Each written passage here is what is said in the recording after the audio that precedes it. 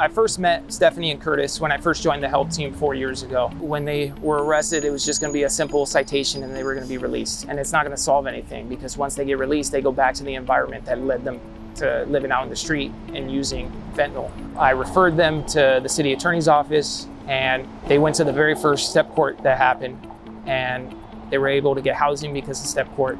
After pushing us for a while, and he was like, look, we have a program that you can do that will help. But then what they were teaching us started sinking in. It's really nice to have people see us as people, and both of them are our guardian angels. Curtis and Stephanie, they were our clients who graduated, and it was a complete joy to watch their transformation. They've been together almost 20 years, and this is the first time they've been housed and stable. They've both achieved over a year of sobriety.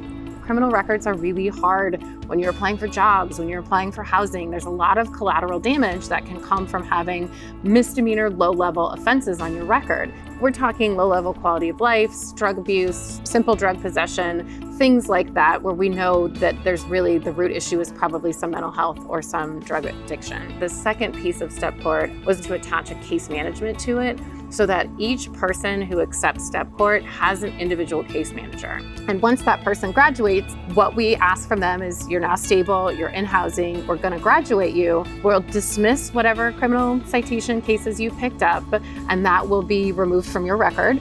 With Stephanie and Curtis, they had no criminal history before. They were never in trouble, they just had an addiction. And it's hard to simply fix that addiction, especially if you've been using for years. There's help there, to get you started. And of course, there's a lot of legwork you have to do, but they give you the groundwork to actually do something with your life. I think step court is a really progressive first step in trying to combat the large mental health and drug crisis that people see everywhere. We're not putting Band-Aids on it. We're not just trying to, pick people up and shuffle them around. We're really talking to folks as human beings, as individuals. We're trying to understand and provide help and solutions. I'm learning how to do things at 43 years old that a lot of people take for granted by the time they're 18. And now we can look at the world around us and enjoy how beautiful things are. I feel more alive. I'm not just surviving anymore, I'm living. We're living.